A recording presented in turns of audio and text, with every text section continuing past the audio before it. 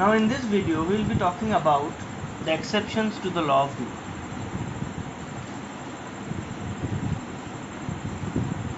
Exceptions to the law of demand.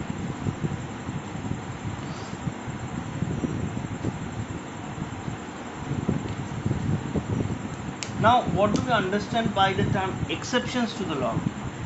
As we already know that the law of demand states that keeping every other factors constant, we will get an inverse relationship between price and demand. So Px and Xd are inversely related to each other. Now exceptions would indicate those cases where price and demand are not inversely related. So exceptions would indicate those cases where price of the commodity and its quantity demanded are not inversely related to each other. Okay,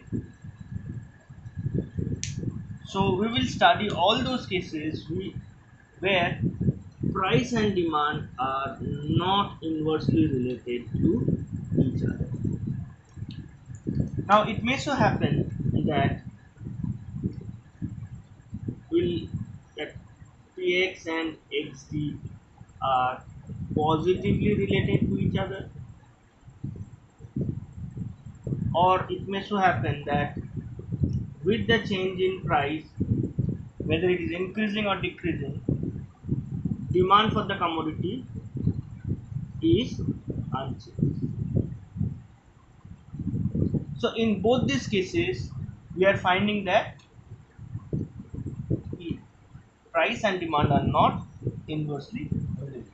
So we are going to study all such cases where price and demand are either positively related, or any change in the price will leave demand unchanged.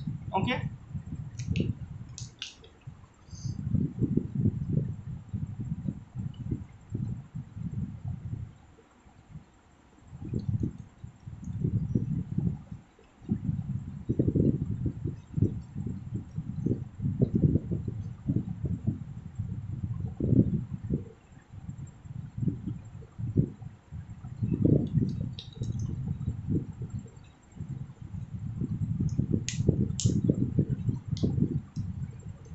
So let us start. The first case is called conspicuous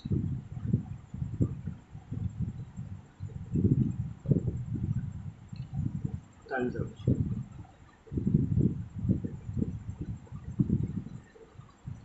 Now what is conspicuous consumption?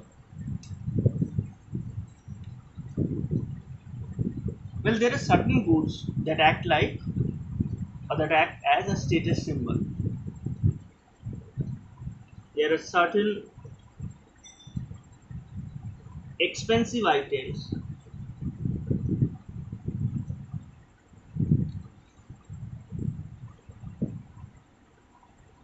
that acts that act as status symbol. Okay. Now obviously you can understand, since these goods are expensive in nature, the rich people will be able to afford it only, and the rich people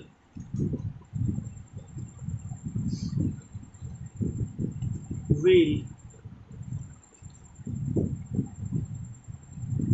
consume these goods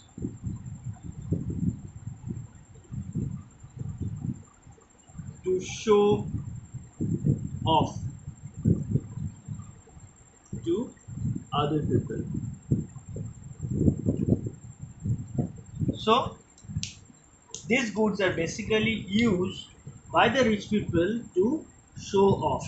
That means they will try to show off that they belong to a higher status compared to the other people in the society. Okay.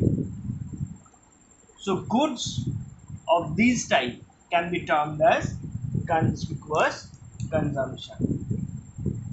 So goods of this type is called conspicuous consumption. Now, what are the examples of such a good? Examples of such goods are diamond. Diamond will be a good example of conspicuous consumption. Example is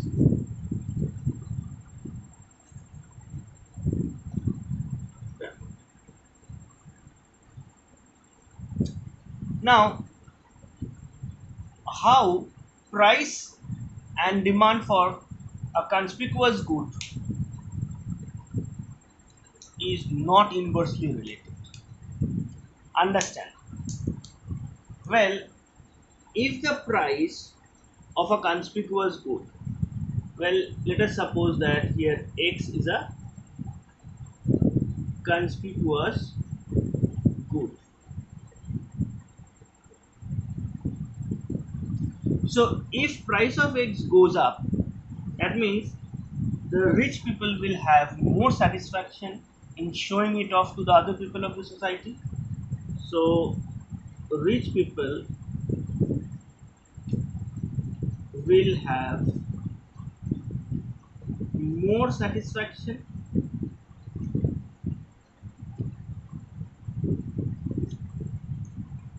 in showing off to the other people in the society. So obviously when they are having more satisfaction, they will demand or rather consume more of the commodity. So as you can see that with the increase in the price of the conspicuous good, demand for the conspicuous good is also increasing. So in this case, the demand curve will be upward sloping. An inversely related, an inverse relation between price and demand would indicate that demand curve is downward sloping. But since price and demand are positively related here, the demand curve will be positively sloped or upward sloping like this. Okay, higher the price, higher will be the demand.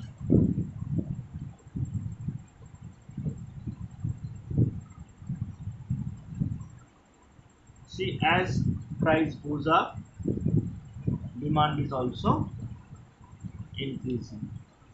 Okay.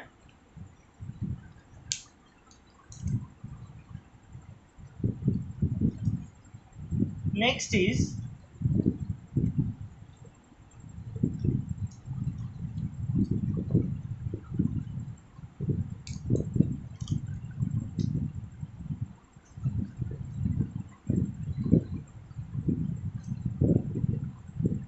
Veblen effect.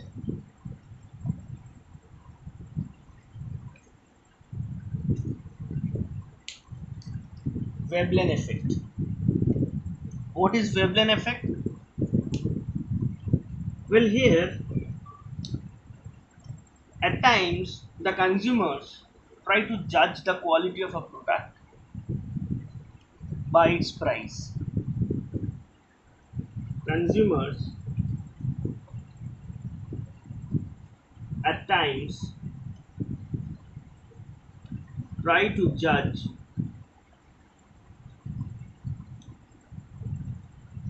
the quality of a good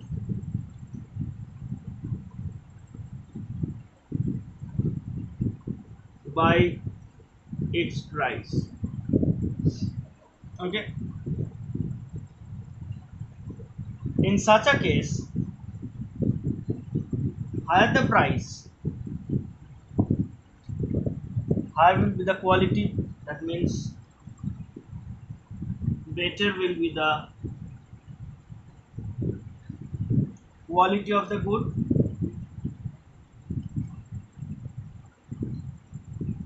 That would indicate there will be the consumers will be purchasing more of the good. So in this case, higher the price, better will be the quality, and more will be demanded of the company. So again, the increase in the price will lead to an increase in demand. Hence, these two are positively related. Again,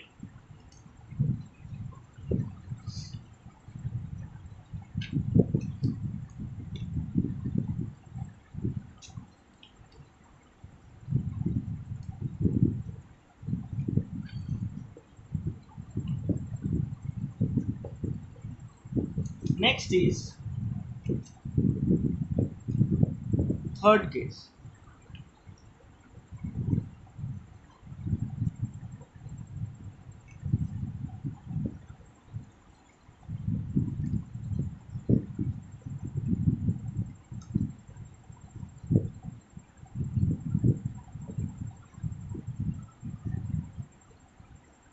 Future price expectations. Well, you have already studied this in the determinants, but I am also considering this case to be an exception to the law of demand. People may ask me why. Well, here we will assume that price of the commodity has already increased. Now, while we had talked about the determinants, under determinants, when we studied future price expectation, we did not assume that price had gone up. Okay, but here we will assume that price has gone up. Px has increased. It it has already increased. Price of the product has already increased. Okay, and the consumer is expecting the price of the product to increase further in the future. That means price of the product has already increased, and the consumer is expecting the price to go up further in the future. So what will he do? At this increased price, he will increase his purchase because he is expecting the price to go up in the future. So when the price is already increased and the consumer is expecting the price to go up further in the future, he will purchase more at this increased price in the current period. So obviously what we are getting is a positive relationship between price of the product and demand for it. Hence, the law of demand is not holding here again.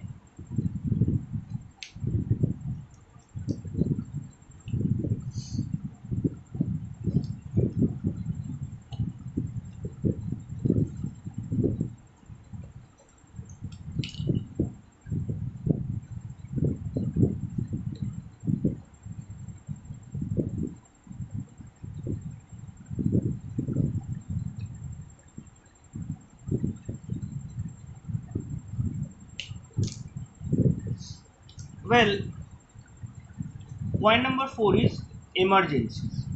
Even at times of emergencies, law of demand will never hold. Okay.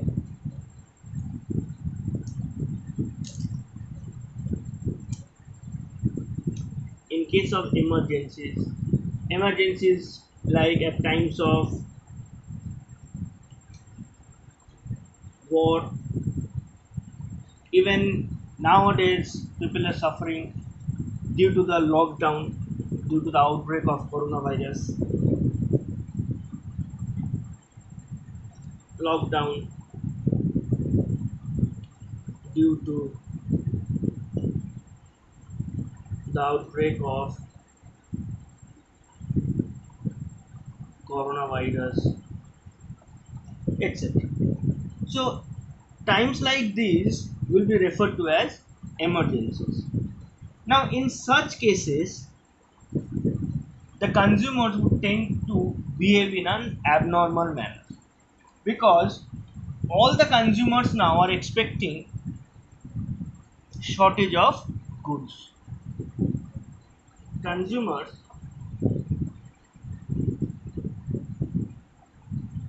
are expecting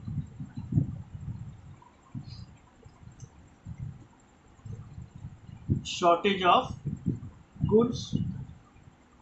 Okay, in the near future, they are expecting that goods will be in shortage. That is why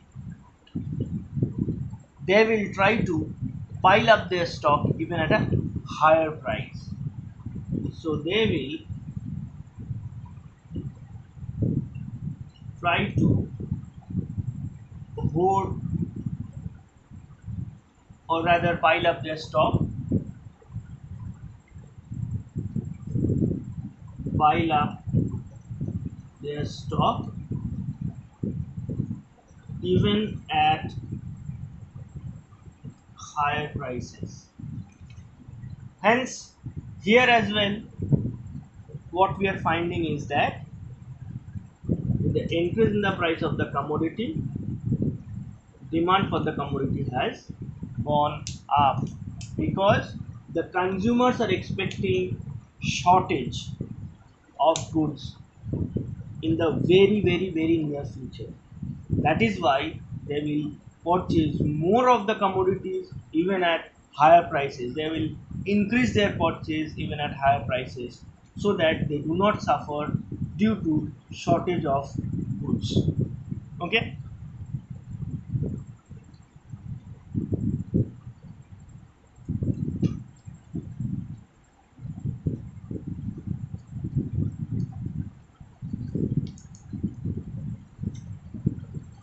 Next, point number 5.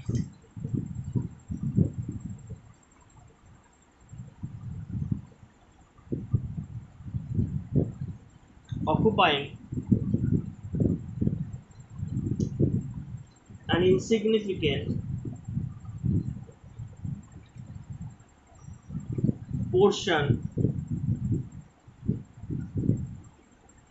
of the consumer's budget.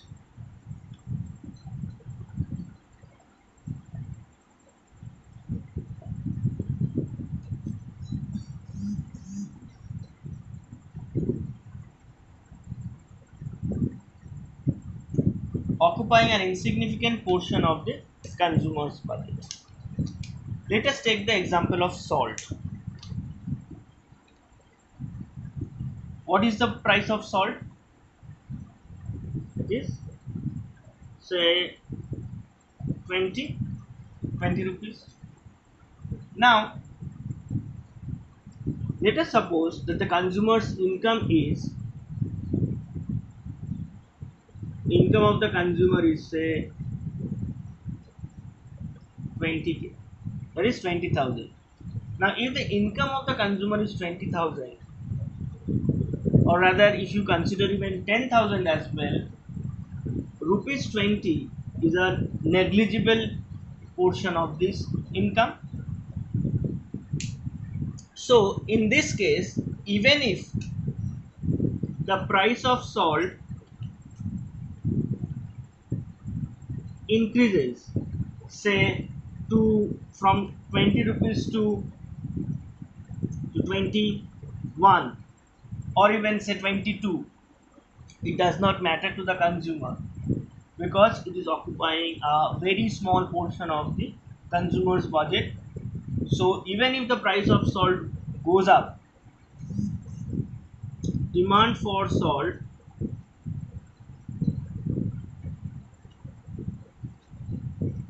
would remain same. So even when the price of salt is increasing, the demand for salt will remain the same. So in this case,